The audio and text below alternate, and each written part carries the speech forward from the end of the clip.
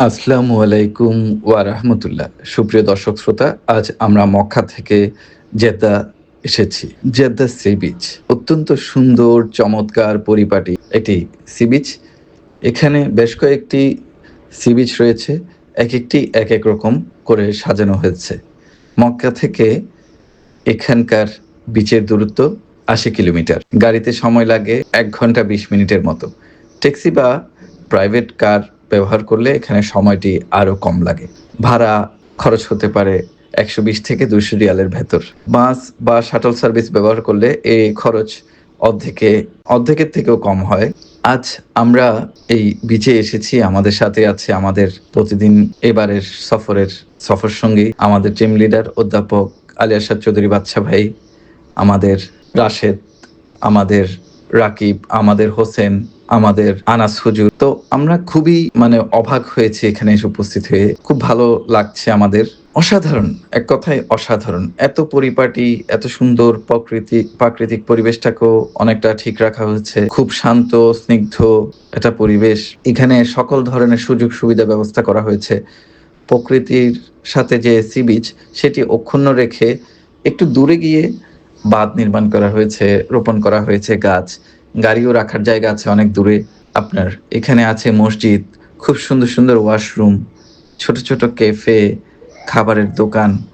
এমনভাবে এগুলোকে করা হয়েছে যাতে খুব বেশি মানুষ বিরক্ত ফিল না করে। খুব সাদামাটাভাবে মানুষ এখানে শুয়ে বসে গল্প করছেন।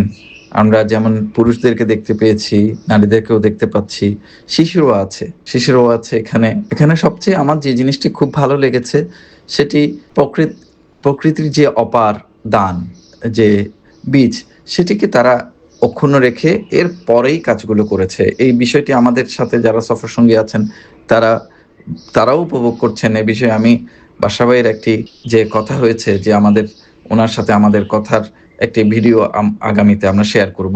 আমাদের যে সফর সঙ্গীরা আছে তাদের মধ্য থেকে উনি কথা বলেছেন, সে বিষয়গুলো শেয়ার করব। আমরা চাইলে এরকম করে আমাদের বিচগুলোকে করতে পারি। পতেঙ্গা আছে, কক্সবাজার আছে, আমাদের বিশ্বের বৃহত্তম বিচ আমাদের কাছে কক্সবাজার আছে, আমাদের সীতাকুণ্ডর দিকে বিচ আছে, বিভিন্ন জায়গায় বিচ আছে। আমরা এক একটা এলাকাকে এক একভাবে করতে পারি, আসলে সুন্দর করে করতে পারি। সব যে ইট পাথর দিয়ে অনেক ব্যয়বহুল করে করতে হবে তা কিন্তু নয়। এখানে আমরা দেখছি খুব সাধারণভাবে করা হয়েছে। যে জিনিসটি নিশ্চিত করা হয়েছে সেটি হচ্ছে নিরাপত্তা। আলো নিশ্চিত করা হয়েছে, নিরাপত্তা নিশ্চিত করা হয়েছে। এখানে মানুষরা দৌড়াদৌড়ি করছেন, খেলছেন, গল্প করছেন, বসে আছেন। নামাজ পড়ার জন্য ব্যবস্থা করা হয়েছে, ওয়াশরুমের ব্যবস্থা করা হয়েছে। যে ওয়াশরুমগুলো এমনভাবে করা হয়েছে সেখানে আপনার নিজেরাও শুধু ওয়াশরুম ব্যবহার করবেন এটা নয়, গোসল করতে পারবেন। খুব পরিষ্কার পরিচ্ছন্ন, পরিপাটি, এবং এগুলো মেনটেন করা হচ্ছে যথাযথভাবে। যে মসজিদের খুব সুন্দর ব্যবস্থাপনা আছে নামাজের জন্য, খাবারেরও একই রকম। আমরা দেখতে পেয়েছি যে পিতামাতারা বসে আছেন, বাচ্চারা দৌড়াদৌড়ি করছেন। এই জিনিসটি আমার কাছে খুব ভালো লেগেছে, কারণ আমাদের দেশে আমরা বাচ্চাদেরকে নিয়ে কোথাও গেলে, বিচে কিংবা সমুদ্র সৈকতে গেলে বাচ্চাদের পেছনে আমাদের ছুটে যেতে হয়, ছুটে চলতে হয়। কারণ দেখা যায় একই জায়গা দিয়ে ঘোড়া যাচ্ছে, গাড়ি যাচ্ছে, এটা যাচ্ছে, সেটা যাচ্ছে। এখানে কিন্তু এমনটি নয়। এখানে দেখা যাচ্ছে যে আপনার আইন শৃঙ্খলা রক্ষাকারী বাহিনীরও গাড়ি এখানে চলছে না। আমাদের দেশে আমরা অনেক সময় দেখি কি, যে পথ দিয়ে কোনো গাড়ি যায় না সেখান দিয়ে আইন শৃঙ্খলা রক্ষাকারী বাহিনীর গাড়ি চলে। হ্যাঁ, পতেঙ্গা সৈকতে গেলে আপনারা কক্সবাজার সৈকতে দেখবেন বিচ বাইক গুলো কিভাবে ডিস্টার্ব করে মানুষকে। ক- আহ, আপনারা নিরাপদ ফিল করবেন না, বাচ্চাদেরকে ছেড়ে দিতে নিরাপদ ফিল করবেন না। এখানে বাচ্চাদের দৌড়ে অনেক দূরে চলে যাচ্ছে। বাবা মা খুবই নির্দ্বিধায় ভাবনায় বসে আছেন। এত গভীর রাতে আমরা এখানে আজকে আছি। গভীর রাতে এই যে নারীরা এখানে, রক্ষণশীল একটি দেশ সৌদি আরব, নারীরা এখানে বসে আছেন, গল্প করছেন। অনেকগুলো নারীর সাথে আমরা কোনো পুরুষ সঙ্গী দেখছি না, পুরুষ পরিবারের সদস্যদেরকে দেখছি না। নারীরা 4-5 জন মিলে এসেছেন, তারা গল্প করছেন বসে একটা জায়গায়, খোলা একটা জায়গায় বসে গল্প করেন। এই জিনিসগুলো নিশ্চিত করতে পারলে আমাদের বিচ অনেক সুন্দর, আমরা অনেক ভালো কিছু করতে পারি। জেদ্দা বিচ প্রায় 30 কিলোমিটার দীর্ঘ। এখানে রয়েছে সুসজ্জিত সানবোর্ড, ছাতা, জলের খেলার সুবিধা, ছোট বড় বেশ কয়েকটি রেস্তোরাঁ ও ক্যাফে যেখানে খাবার পাওয়া যায়। পরিবারের সাথে সময় কাটানোর জন্য এখানে রয়েছে চমৎকার পরিবেশ ও উপযুক্ত স্থান। যখন সূর্য দিগন্তে হারিয়ে যায়, জেদ্দা বিচ নতুন রূপ পায়।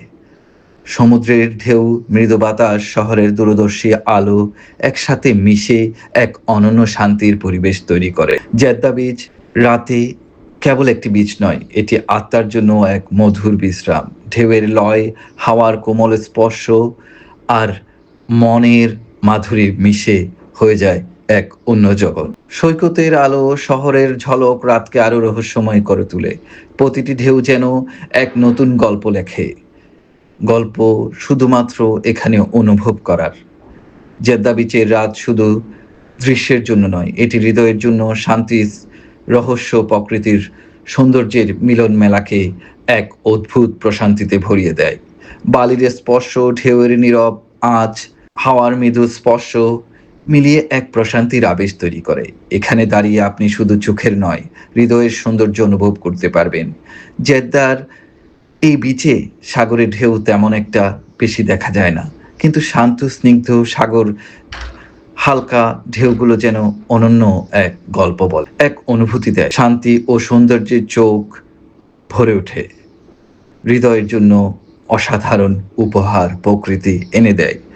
জেদ্দা বিচের রাত, নীরবতা, আলো, সমুদ্রের খেলা, শান্তি মিলিয়ে এক নতুন জগতের দরজা খুলে দেয়।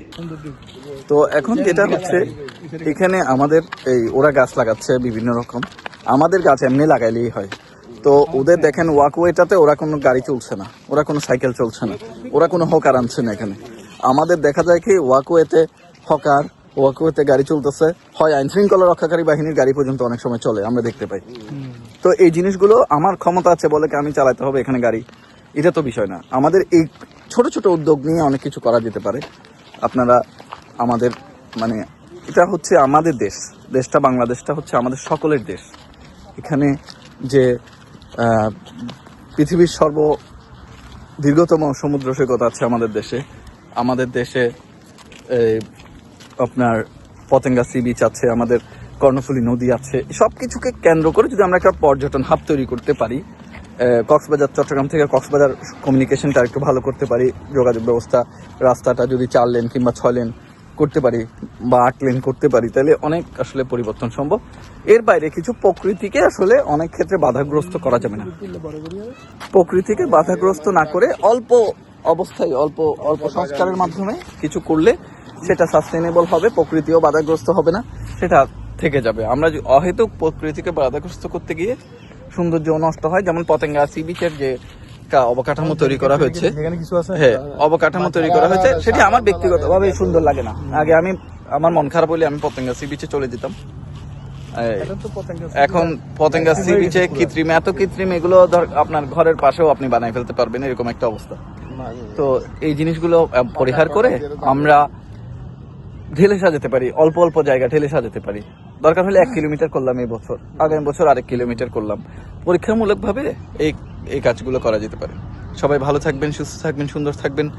ইনশাল্লাহ আগামীতে আবারও দেখা হবে। ধন্যবাদ সবাইকে। আপনাদেরকে এতক্ষণ আমরা জেদ্দার আলসাইড বিচের বিভিন্ন কিছু দেখাতে চেষ্টা করেছি।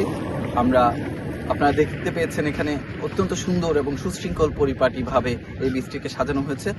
প্রাকৃতিক পরিবেশ অনেকটা ঠিক রাখা হয়েছে, এখানে কৃত্রিমতা খুবই কম। যেগুলো কৃত্রিমভাবে করা হয়েছে সেগুলো বিচের সাথে সামঞ্জস্যপূর্ণভাবে করা হয়েছে। আলসাইফ বিচ থেকে মির্জা, ইমতিয়াজ, শাওন, সবাইকে ধন্যবাদ।